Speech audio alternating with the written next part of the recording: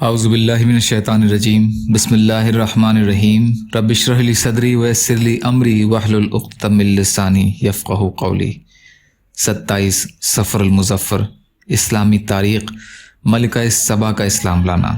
ملکہ سبا بلقیس نے حضرت سلیمان علیہ السلام کی شان و شوقت کا حال سن کر ان کی خدمت میں حاضری کی تیاری شروع کر دی۔ ادھر اس کے آنے کی اطلاع وحی کے ذریعے سے حضرت سلیمان علیہ السلام کو مل گئی۔ انہوں نے ایک وزیر کے واسطے سے پلک جھپکتے ہی ملکہ کا تخت شاہی منگا لیا اور اس کی تھوڑی سی شکل صورت بدل دی۔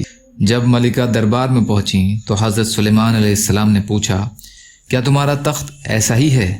ملکہ نے کہا، گویا یہ وہی ہے۔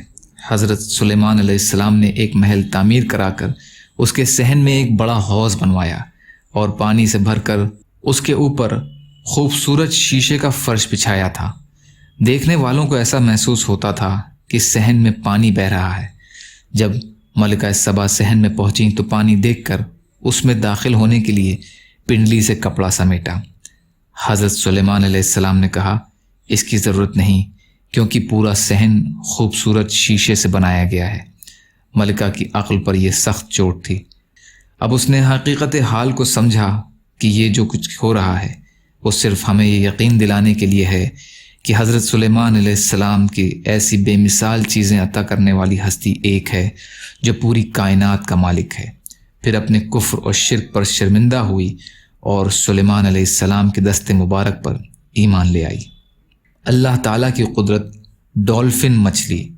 سمندر کی مچھلیاں انسان سے ڈر کر بھاگ جاتی ہیں، لیکن اللہ تعالیٰ نے اپنی قدرت سے ڈولفن نامی ایک مچھلی ایسی بھی پیدا فرمائی ہے جو مچھیروں اور غوطہ خوروں سے مانوس ہوتی ہے، ان کے ساتھ دوستانہ تعلق رکھتی ہے، شارک جیسی خطرناک مچھلی سے حفاظت کرتی ہے، چھوٹی مچھلیوں کو مچھیروں کے جال کی طرف دوڑا کر شکار کراتی ہے، پانی میں تربیت کرنے والوں کے ساتھ گیند کھیلتی ہے اور آدمی کے اشارے پر طرح طرح کے کرتب کرتی ہے۔ آخر ڈولفن کے اندر انسان کی محبت کس نے ڈالی ہے؟ یقیناً یہ اللہ ہی کی قدرت کا کمال ہے۔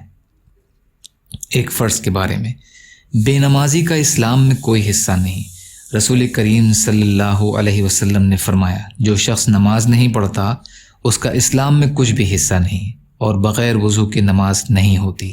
ترغیب و ترہیب ابو ہریرہ رضی اللہ عنہ روایت کرتے ہیں۔ ایک سنت کے بارے میں، مونچھ اور ناخن کاٹنے کا وقت۔ حضرت ابو ہریرہ رضی اللہ عنہ بیان کرتے ہیں کہ رسول اللہ صلی اللہ علیہ وسلم جمعہ کی نماز سے پہلے لب یعنی مونچھ تراشتے تھے اور ناخن کاٹتے تھے۔ طبرانی کی حدیث۔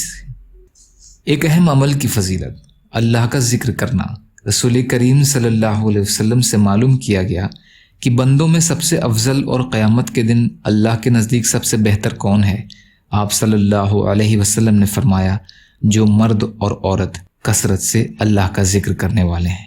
ترمذی کی حدیث ہے، ابو سعید رضی اللہ عنہ روایت کرتے ہیں۔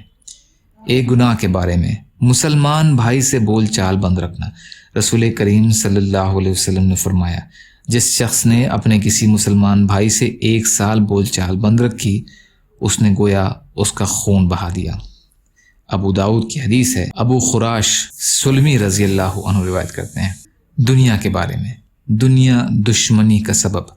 حضرت عمر رضی اللہ عنہ فرماتے ہیں کہ میں نے حضور صلی اللہ علیہ وسلم کو فرماتے ہوئے سنا کہ جب دنیا کی دولت کسی پر کھول دی جاتی ہے تو اللہ تعالیٰ ان کے بیچ آپس میں قیامت تک دشمنی اور بغض ڈال دیتے ہیں، اور میں اس سے ڈرتا ہوں۔ مسند احمد کی حدیث ہے۔ خلاصہ، جب کسی کے پاس خوب مال و دولت جمع ہو جاتی ہے تو لوگ اس سے حسد کرنے لگتے ہیں، جس سے دشمنی پیدا ہوتی ہے۔ آخرت کے بارے میں، اہل جنت کی بات چیت۔ قرآن میں اللہ فرماتے ہیں، جنت میں خدمت کے لیے ان کے پاس ایسے لڑکے آتے جاتے رہیں گے جو ان کی خدمت کے لیے خاص ہوں گے، اور حسن و جمال میں ایسے ہوں گے گویا وہ حفاظت سے رکھے ہوئے موتی ہیں۔ سورہ طور کی آیت کا ترجمہ۔ طب نبوی سے علاج، صحت اور بیماری کا راز۔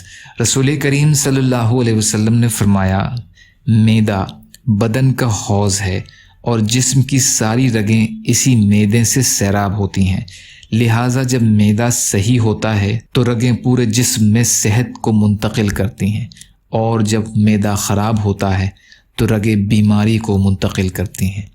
طبرانی کی حدیث ہے، ابو ہریرہ رضی اللہ عنہ روایت کرتے ہیں، یا اللہ ہم سب کو کہنے سننے سے زیادہ عمل کی توفیق عطا فرما۔ یا اللہ جو مظلوم ہیں، پریشان حال ہیں، بیمار ہیں، قرض میں ہیں، بے روزگار ہیں، محتاج ہیں، ان کی مدد فرما۔ یا اللہ اپنے حلال میں سے دیجیے، اپنے حرام سے بچائیے، اپنے غیر سے بے نیاز کر دیجیے برحمتک یا ارحم الراحمین۔ لا الہ الا اللہ محمد رسول اللہ۔ السلام علیکم۔